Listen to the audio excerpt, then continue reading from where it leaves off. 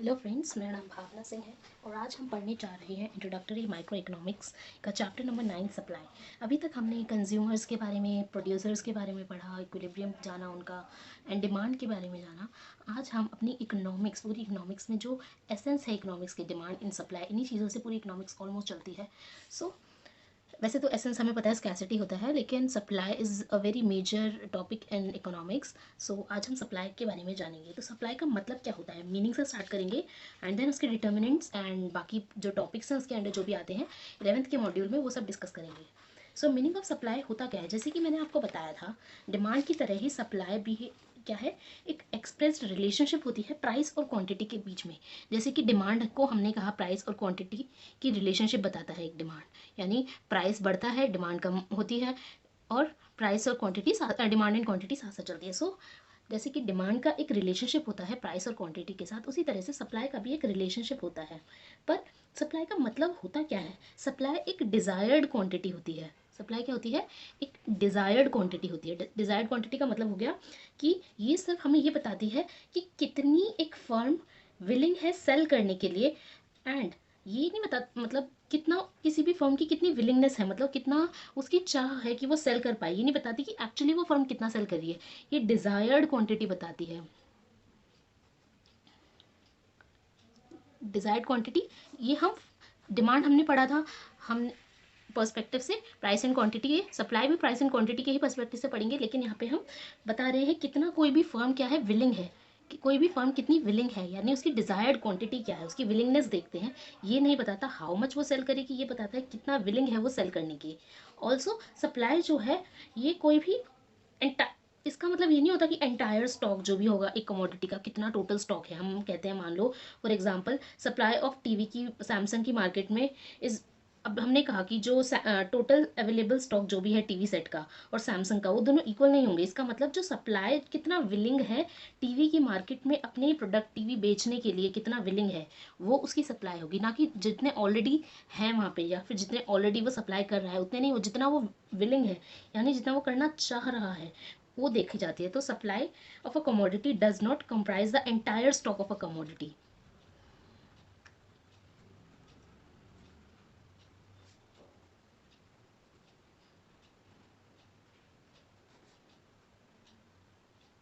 Also supply हमेशा हम price की रेफरेंस में ही एक्सप्रेस करते हैं। जैसे कि डिमांड होती है, उसी तरह सप्लाई भी हम प्राइस की रेफरेंस में ही बताते हैं किसी भी कमोडिटी की। क्यों? क्योंकि चेंज, जब भी प्राइस में चेंज होता है तो उसकी क्वांटिटी कितनी सप्लाई करी जाएगी, जितना कितना वो फर्म विलिंग है सप्लाई करने की, वो भी चेंज होगी। अगर किसी चीज़ का प्राइस चेंज होगा तो फर्म की विलिंगनेस चेंज होगी सप्लाई करने की। तो सप्लाई हमेशा विद रेफरेंस टू प्राइस ही एक्सप्रेस की जाती है, is always expressed with reference to, with respect to price या with reference to price. also supply जो है, किसी भी जब भी सप्लाई हम बात करते हैं तो हम एक पीरियड ऑफ टाइम को लेकर चलते हैं, यानी एक स्पेसिफिक पीरियड ऑफ टाइम, यानी कि कोई दिन हो गया या एक हफ्ते की सप्लाई कितनी होगी, एक मंथ की या ईयर की, एक पीरियड ऑफ टाइम लेके चलते हैं, पॉइंट ऑफ टाइम पे नहीं बात करते। So it is always with respect to a period of time. तो सप्लाई की डेफिनेशन क्या हो गई, सप्लाई एक ऐसी क्वांटिटी होती है किसी भी कमोडिटी की। Supply is the quantity of a commodity supplied by a firm, जो एक सप्लाई क्या करती है, दैट अ फर्म, या फिर supply is the quantity of a commodity that a firm is willing, जो विलिंग है और वो एबल है, willing and able to offer for sale, यानी क्वांटिटी ऑफ अ कमोडिटी आ जाती है,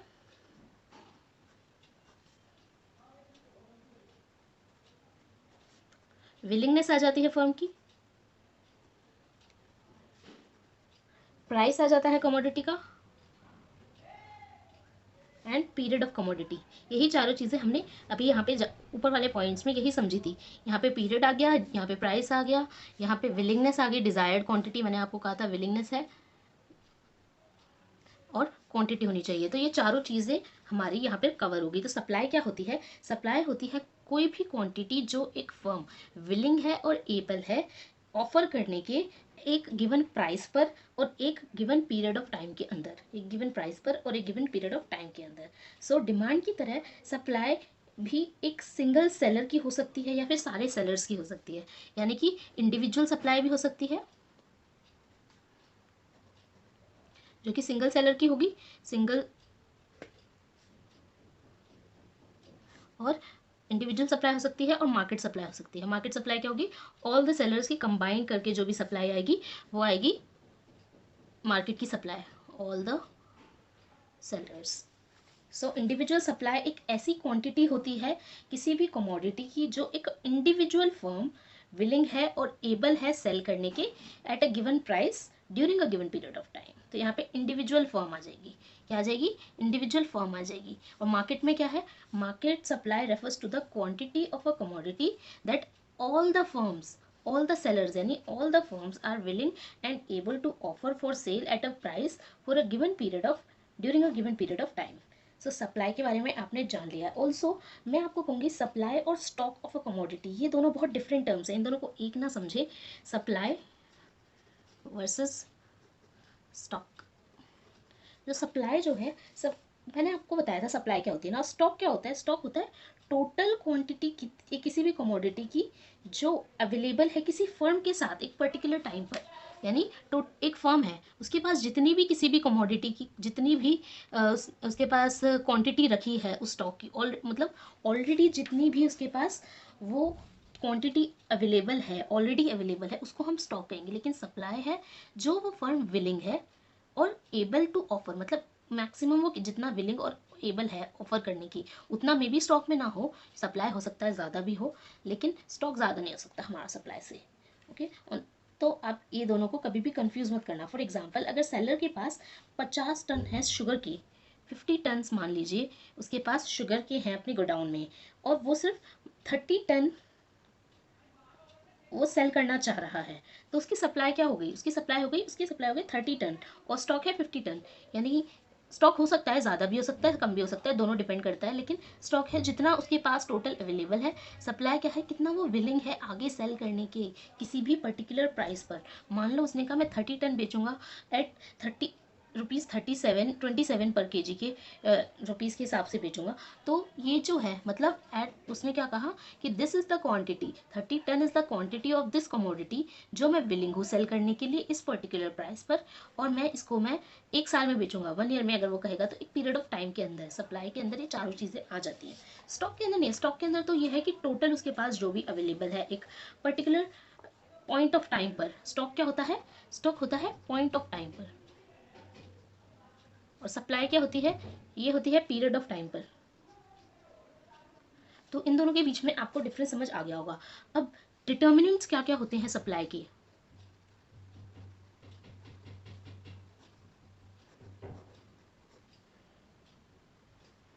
इंडिविजुअल सप्लाई के डिटर्मिनेंट्स की बात कर रहे हैं हम। अब डिटर्मिनेंट्स क्या क्या होंगे सप्लाई के, जैसे कि मैंने आपको बताया था डिमांड की भी बहुत सारी डिमांड भी बहुत अलग अलग फैक्टर से डिटरमाइन होती है। सिमिलरली हमारी सप्लाई को भी इफेक्ट करने वाले बहुत सारे फैक्टर्स होते हैं। पहला फैक्टर तो होता है उसी कमोडिटी का price, price of the commodity. सबसे इम्पॉर्टेंट फैक्टर भी इसी को कहेंगे हम सप्लाई का, जो डिटरमाइन करता है अपने प्राइस के जो डिटरमाइन करते हैं सप्लाई को। सो सबसे इम्पॉर्टेंट फैक्टर भी यही होता है। एज अ जनरल रूल हम क्या कहते हैं कि प्राइस जो है कमोडिटी का और सप्लाई जो है वो क्या है, डायरेक्टली रिलेटेड होती है। क्या होती है, डायरेक्टली रिलेटेड होती है। मतलब कि प्राइस बढ़ेगा तो सप्लाई भी बढ़ेगी, प्राइस कम होगा तो सप्लाई भी कम होगी, ये दोनों चीज़ें साथ साथ चलती हैं। ये ऐसा क्यों होता है, क्योंकि ऑब्वियस सी बात है अगर कोई हायर प्राइसेस होंगे, जित क्योंकि जितने ज़्यादा प्राइस होंगे, अगर मार्केट में जितने ज़्यादा प्राइस चल रहे होंगे तो हर कोई सेलर या फर्म चाहेगी और ज़्यादा वो सप्लाई करे ताकि उनके ऑब्वियसली प्रॉफिट्स वगैरह बढ़े। तो प्रॉफिट्स बढ़ाने की वजह से वो और ज़्यादा सप्लाई करना चाहेगी उस मार्केट में, इसीलिए। और जैसे प्राइस कम हो जाएंगे तो वो सोचेगी हम क्यों मतलब सप्लाई कर रहे हैं, अगर है ही नहीं मार्केट के अंदर प्राइस उतना, तो हम भी अपनी सप्लाई कम कर देते हैं अगर प्राइस कम हो गया। तो ये दोनों क्या होते हैं, डायरेक्टली रिलेटेड होते हैं। सप्लाई का कर्व क्या बनता है, इसके डायरेक्टली रिलेटेड के अंडर में क्या होगा, यहाँ पे अगर हम क्वांटिटी रख दें, यहाँ पे अगर हम प्राइस रख दें तो दिस इज सप्लाई। इसका मतलब प्राइस यहाँ से अगर बढ़ा तो क्वांटिटी भी हमारी बढ़ेगी, प्राइस बढ़ा तो क्वांटिटी भी बढ़ेगी। तो ये क्या है, हमारा सप्लाई कर्व है। सेकंड, अदर फैक्टर्स, ये तो हो गया मेजर फैक्टर। अब अदर फैक्टर्स क्या होंगे, अदर फैक्टर्स या फिर factors other than price.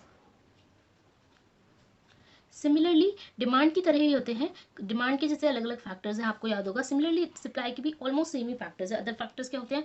Price of other goods, ये था ना, अदर कमोडिटीज या अदर गुड्स का प्राइस था, किसके किसके अंदर था?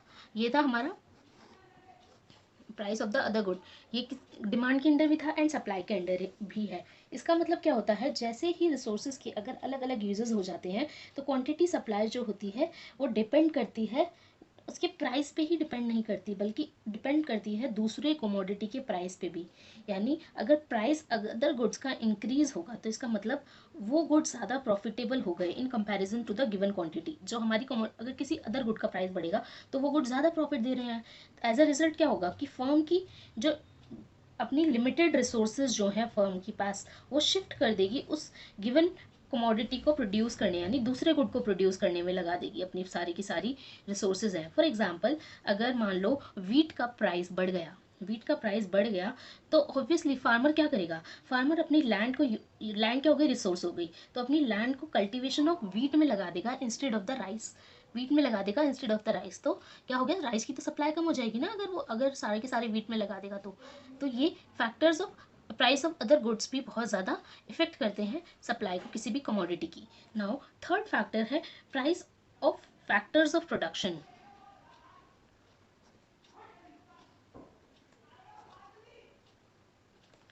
यानी कि इनपुट्स।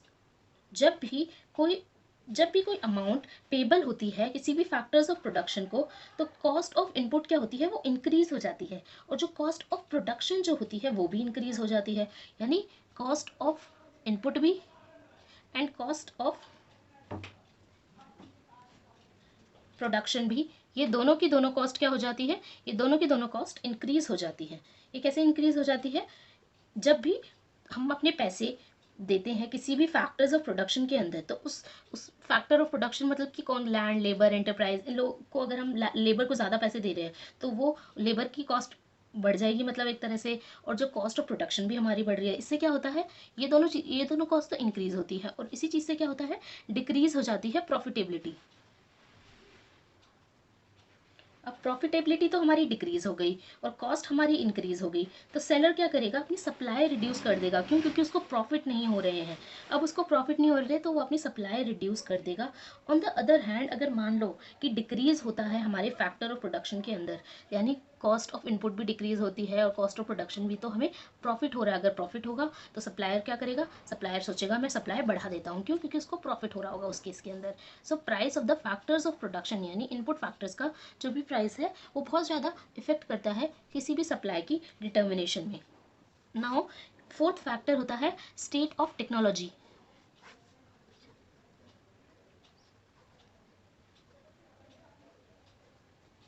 स्टेट ऑफ टेक्नोलॉजी, अब आपको पता है टेक्नोलॉजी में तो चेंजेस होते ही रहते हैं और उससे सप्लाई पे बहुत ज़्यादा मतलब इफेक्ट होता है। जब भी एडवांस होती है टेक्नोलॉजी या इम्प्रूव करती है तो उससे क्या होता है? हमारा कॉस्ट ऑफ प्रोडक्शन कम हो जाता है। ऑब्वियसली अगर एडवांसमेंट होगा, एडवांस या इम्प्रूव टेक्नोलॉजी होगी, तो उससे क्या होगा? हमारा कॉस्ट ऑफ प्रोडक्शन कम होगा, कॉस्ट ऑफ प्रोडक्शन रिड्यूसेस। ऐसा क्यों होता है? क्योंकि कॉस्ट ऑफ प्रोडक्शन क्या हो गया? मतलब कुछ भी प्रोड्यूस करने की कॉस्ट। अगर टेक्नोलॉजी बढ़ गई, अच्छी टेक्नोलॉजी यूज़ कर रहे हैं, तो ऑब्वियसली हम ज़्यादा जल्द, हालांकि टेक्नोलॉजी में पैसे लगे हैं लेकिन और जल्दी जल्दी ज़्यादा प्रोडक्ट हो सकता है उस टेक्नोलॉजी से हम कमा पा रहे हो सकता है लेबर को उसने हटा दिया हो और उसकी जगह पे टेक्नोलॉजी यूज़ हो रही है, तो लेबर को जो पैसे देने पड़ रहे थे वो अब हट गए हों। तो एडवांसमेंट या फिर इंप्रूवमेंट इन टेक्नोलॉजी से क्या होता है? प्रोडक्शन, कॉस्ट ऑफ प्रोडक्शन जो है वो कम हो जाती है, और इससे क्या होगा? प्रॉफिट बढ़ जाएगा, प्रॉफिट इंक्रीज कर जाएगा। अब प्रॉफिट इंक्रीज कर जाएगा तो आपको पता है सप्लाई भी इंक्रीज कर जाएगी। प्रॉफिट इंक्रीज करेगा तो क्या होगा? Increase in supply. तो यहाँ पे भी क्या हो रहा था? इंक्रीज इन सप्लाई, और वहाँ पे भी सप्लाई इंक्रीज कर रही है। हाउएवर अगर हम कहीं टेक्नोलॉजी डिग्रेड हो गई, अपडेट नहीं करी हुई कहीं पर, और बाकी फर्म्स ने कर लिया और हमने नहीं करी हुई अभी तक अपग्रेड, तो कॉस्ट ऑफ प्रोडक्शन क्या हो रहा है? हमारा बढ़े जा रहा है, बढ़े जा रहा है। हमने कॉम्प्लेक्स और आउटडेटेड टेक्नोलॉजी खरीद ली कोई, तो कॉस्ट ऑफ प्रोडक्शन हमारा बढ़ रहा है, तो इससे क्या होगा? प्रॉफिट कम होगा, प्रॉफिट कम होगा तो डिक्रीज हो जाएगा सप्लाई के अंदर। नाउ फिफ्थ फैक्टर है हमारा गवर्नमेंट की पॉलिसी, या फिर कहें टैक्सेशन की पॉलिसी। अब गवर्नमेंट की पॉलिसी कैसे इफेक्ट करती है?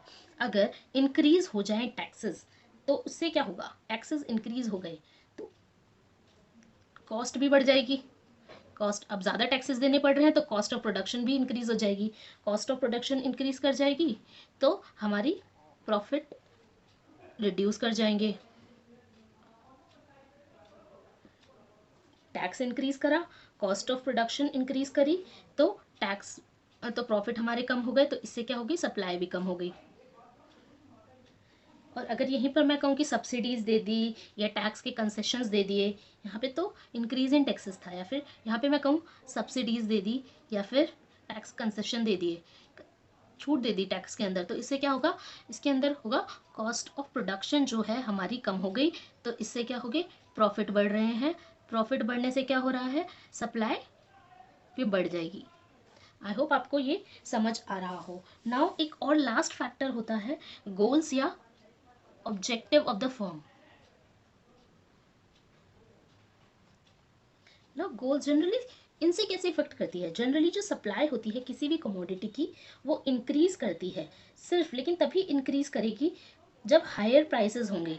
और उससे क्या होगा? जो ऑब्जेक्टिव है किसी, अगर मान लो प्रॉफिट मैक्सिमाइज होगा तो क्या प्रॉफिट मैक्सिमाइजेशन किसी का ऑब्जेक्टिव है तो वो फुलफिल होगा। हाउएवर अभी ट्रेंड्स वगैरह में चेंज हो रहे हैं तो कुछ जो फर्म्स हैं वो ज़्यादा सप्लाई करने के लिए विलिंग होती है एक हायर प्राइस पर भी, तो उससे उनकी प्रॉफिट्स मैक्सिमाइज नहीं होते। तो ऑब्जेक्टिव उन फर्म का क्या होता है? उन फर्म का ऑब्जेक्टिव होता है कि मार्केट शेयर को एक्सटेंड करना या फिर अपने स्टेटस और प्रेस्टीज को बढ़ाना, ये सारे उनके ऑब्जेक्टिव्स होते हैं। सो आपको अभी डिटर्मिनेंट्स ऑफ, एक सेकेंड, सो अभी आपको डिटर्मिनेंट्स ऑफ सप्लाई समझ आ गया होगा इंडिविजुअल्स के अंदर। अब आपको एक और कंसेप्ट है, छोटा सा कंसेप्ट है,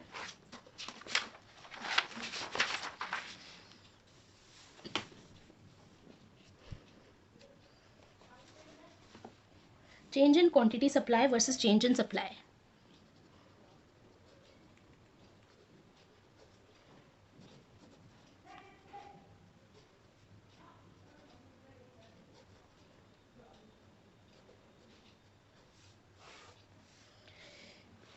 तो चेंज इन क्वांटिटी सप्लाई और चेंज इन सप्लाई क्या होती है? ये जैसे कि हमने चेंज इन क्वांटिटी डिमांडेड और चेंज इन डिमांड के बारे में पढ़ा था, सिमिलरली जब भी सप्लाई किसी भी गिवन कमोडिटी की चेंज होगी उसकी अपने प्राइस की वजह से, तो यानी कि ये है ऑन प्राइस की वजह से अगर सप्लाई में चेंजेस आएंगे तो हम कहेंगे चेंज इन क्वांटिटी सप्लाई हुआ है। और जब भी factors other than on price, जब भी अपने प्राइस के अलावा और फैक्टर्स जो भी अभी हमने पढ़े थे, इतने सारे फैक्टर्स, 6 फैक्टर्स, गोल्स क्या हैं, गवर्नमेंट की क्या पॉलिसी चल रही है, टेक्नोलॉजी क्या है, ये सारे जो भी फैक्टर्स अभी हमने पढ़े थे उनकी वजह से कोई भी चेंजेस आ रहे हैं सप्लाई में तो हम कहेंगे चेंज इन सप्लाई हुआ है। और अदर फैक्टर्स की वजह से चेंजेस आ रहे हैं तो हम कहते हैं कि चेंज इन क्वान्टिटी सप्लाई हुआ है। अब हम डिटर्मिनेंट्स ऑफ मार्केट सप्लाई पढ़ लेते हैं।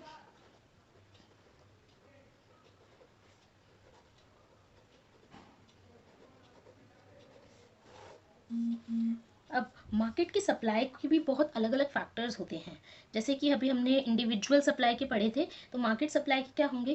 पहला है नंबर ऑफ फर्म्स कितनी है मार्केट में। जब भी नंबर ऑफ फर्म्स यानी इंक्रीज करेंगी, यानी नंबर ऑफ NOF में लिखती हूँ, तो व्हेन NOF अगर हमारे इंक्रीज करेंगे, नंबर ऑफ फर्म इंक्रीज कर रही है तो सप्लाई भी इंक्रीज करेगी।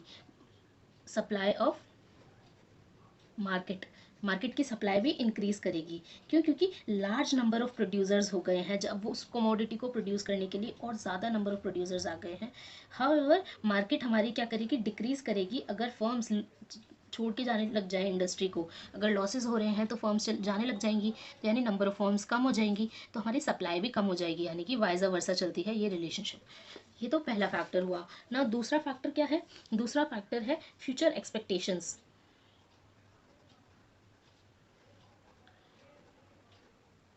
Regarding price.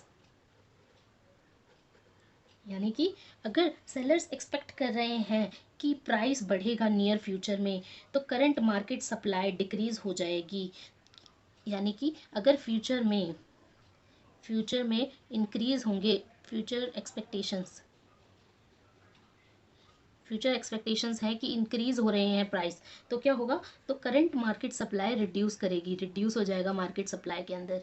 एमएस लिख रही हूँ मैं, मार्केट सप्लाई, इसका मतलब है मार्केट सप्लाई। ऐसा क्यों होगा? जैसे कि अभी कोरोना का टाइम था, हमें पता था कि फ्यूचर में एक्सपेक्टेशन, हमारी एक्सपेक्टेशंस थी, मान लो चीज़ों के प्राइस बढ़ जाएंगे अब, तो फर्म्स क्या कर रही हैं, उन्होंने सोचा कि यार चीज़ों के प्राइस बढ़ने वाले हैं, तो अब हम क्या करेंगे, अब हम सप्लाई करना कम कर देंगे। उन्होंने सप्लाई करनी कम कर दी, क्यों? क्योंकि उन्हें लग रहा है कि जो प्राइसेस जो हैं फ्यूचर के अंदर, उन्हें क्या फियर है कि उन्हें लग रहा है कि फ्यूचर के अंदर प्राइस बढ़ेंगे तो मतलब फ्यूचर के अंदर प्रॉफिटेबिलिटी है, अभी तो प्रॉफिटेबिलिटी नहीं है, तो अभी सप्लाई करने से क्या फ़ायदा, अभी तो सप्लाई करने से कोई फ़ायदा नहीं है, फ्यूचर में सप्लाई करने से फ़ायदा है। तो वो फ्यूचर की तो अभी से सप्लाई रोक देंगे, तो यानी मार्केट सप्लाई अभी से कम कर देंगे ताकि वो फ्यूचर में सप्लाई कर सके।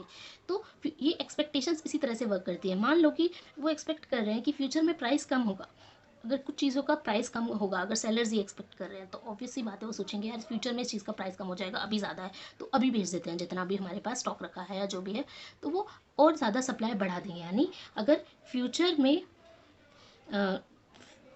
फ्यूचर के अंदर, नियर फ्यूचर के अंदर price is expected to fall, in near future price is expected to fall, तो इससे क्या होगा, इससे इंक्रीज हो जाएगी हमारी मनी मार्केट सप्लाई, हमारी मार्केट सप्लाई अभी से इंक्रीज हो जाएगी। एक तो ये है। नाउ थर्ड फैक्टर है means of transportation and communication.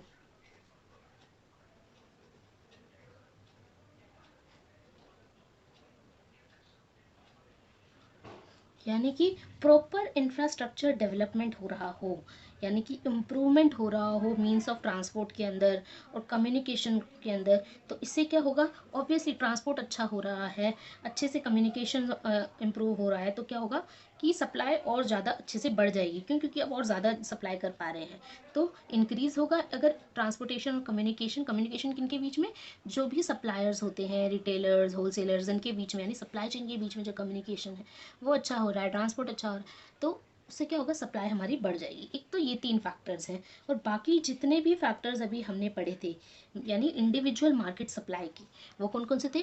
Price of given commodity, price of other goods, price of factors of production, inputs जो थे, और state of technology, government policy which was taxation की पॉलिसी जो भी थी, और goals या ऑब्जेक्टिव्स ऑफ फर्म। तो ये जितने भी हैं 6 के 6 फैक्टर्स ये, और 3 फैक्टर्स ये, यानी टोटल 9 फैक्टर्स, 6+3 9, सॉरी 9 फैक्टर्स जो भी हो गए, ये हमारे मार्केट सप्लाई के डिटर्मिनेंट्स हो गए। आज मैं अपना लेक्चर यहीं ख़त्म करती हूँ। नेक्स्ट लेक्चर के अंदर हम सप्लाई फंक्शंस के बारे में जानेंगे, क्या होता है सप्लाई फंक्शन का मतलब क्या होता है, स्केड्यूल कैसे बनता है, कर्व क्या होता है सप्लाई का, और इसी सब के बारे में जानेंगे। Thank you for your time and consideration. Please guys take care, stay happy and stay healthy. मैं भी अभी I am not well nowadays, इसलिए मैं वीडियोज़ डिले कर रही हूँ पोस्ट करने में, थोड़ा टाइम लग रहा है रिकॉर्डिंग में। प्लीज़ टेक केयर, आप भी सेफ़ रहिए और अपने साथ वालों को भी सेफ़ रखिए। Thank you.